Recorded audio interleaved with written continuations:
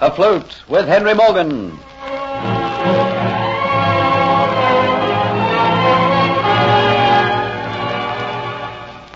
Dolores, aided by Dietz, has at last gained possession of the Aztec necklet. But in taking it from Captain Morgan's cabin, Dietz is forced to kill a seaman named Matthew. At Sir Thomas's home, Morgan and Colonel Atterbury wait for Dolores to return. But it grows late, and they are forced to leave. While walking towards the docks, Morgan discusses with the Colonel the girl he believes to be Antoinette de Lacy. The more they talk about her, the more convinced Morgan becomes that she is an impostor. Feeling uneasy, they decide to return to the house and hide in the garden, and there wait for her return so as to give the Colonel an opportunity of identifying the girl. I only hope, Captain Morgan, we're not wasting our time. I admit I was looking forward to a good night's sleep. If the girl is an impostor and a Spanish spy to boot, as I suspect, our waiting will be well worthwhile. Is there something personal in your agitation to know the truth? That there is. If the girl's an impostor, she's completely pulled the wool over my eyes. And no man has ever done that. You think I like having that done to me? Especially by a woman. Know you, Colonel Atterbury, I once found the wench in my cabin. She was seeking a treasure I once took from the Spaniards. A treasure in the name of the Aztec necklet. She told me that she'd been forced to do it by Sir Thomas Montford. And I, like a fool, believed her story. She told you that? But Sir Thomas would never do a thing like that. I've known him for years. But you see, Colonel, Sir Thomas Montford doesn't trust me, and I don't trust him. I assure you the girl was lying. She was there for purposes of her own, and certainly Antoinette de Lacy would not do such a thing. This girl's been showing far too much interest in my plans. She made it too obvious that she wished to be friends with my lieutenant, Geoffrey Hunter. I'd like to know just how much the young fool has told her. Yes, I can understand your worry, Captain Morgan. I'll have no peace of mind this night unless I discover the truth. Unless I know for certain whether this girl is Antoinette de Lacy or an impostor. We're approaching the gardens now. Show me a hiding place, and we'll lie in wait for her.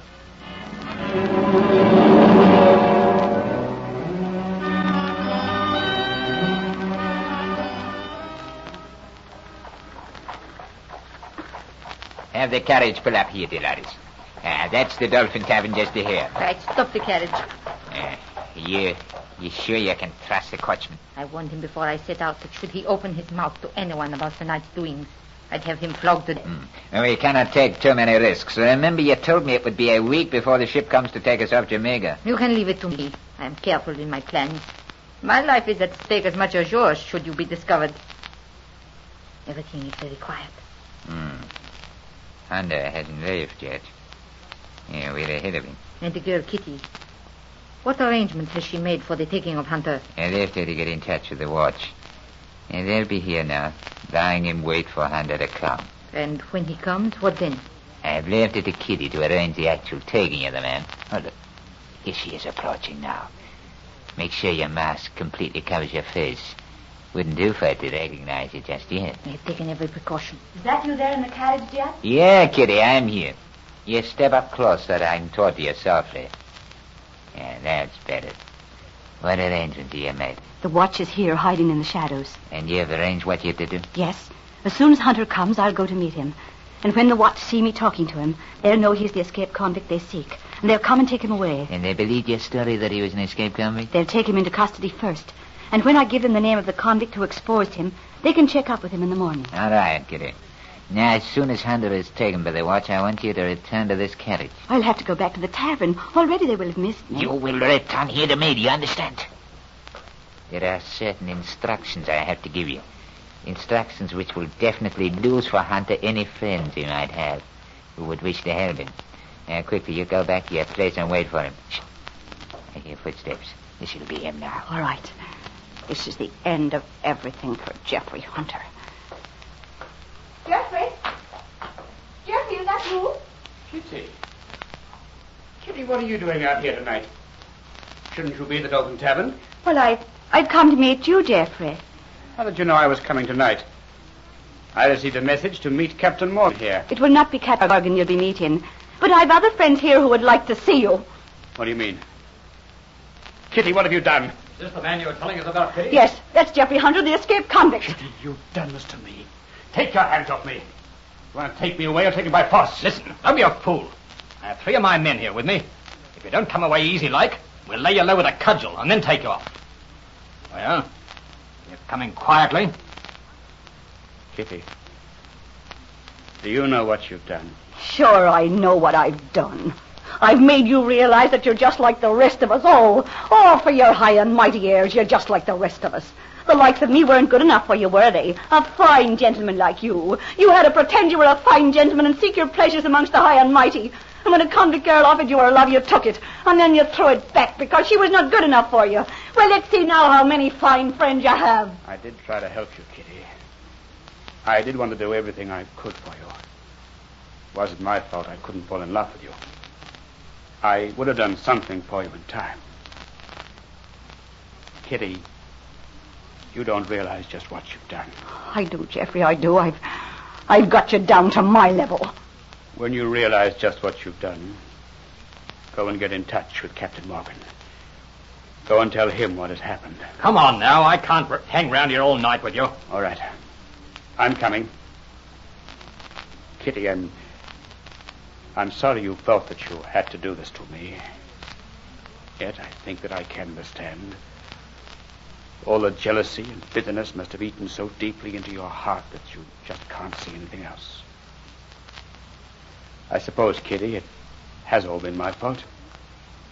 But if you can possibly find room in your heart for regret, get a message to Captain Morgan as quickly as you can. And you can tell Dietz for me that someday, in some way, he and I will meet again. All right, you men, you better do your duty. Jeffrey, no. No, don't stop. No, don't take him away.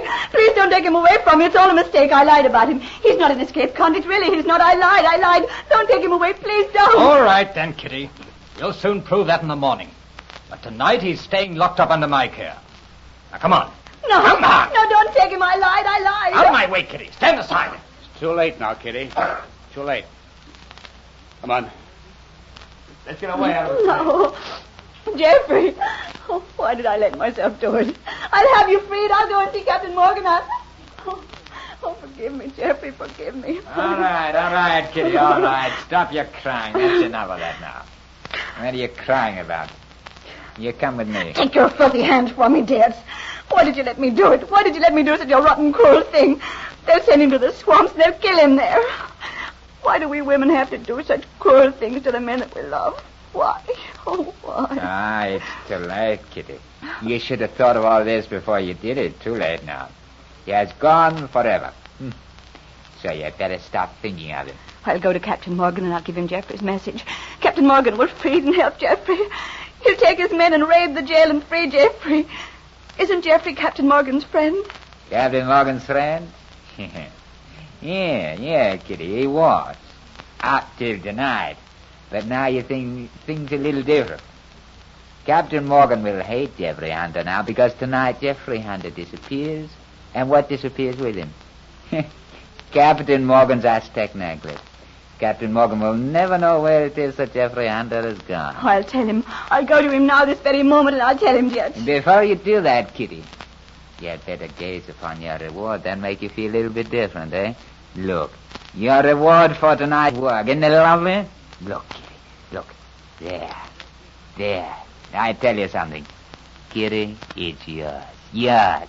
Why, the Aztec necklace? Yeah, didn't I tell you, Kitty? Didn't I promise you should have it when Jeffrey Hunter was taken there?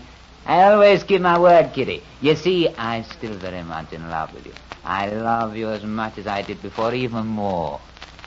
I give this necklace to you. It's yours. I don't want it. Oh, no, you take it. You do whatever you like with it. It's all yours, Kitty.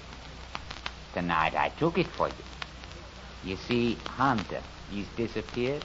And what happened? Morgan blamed him for stealing the necklace. That's very good. And where will the necklace be? My little Kitty, she'll have it. Oh, just look at it, Kitty, how it sparkles. Oh, it's beautiful, is it not?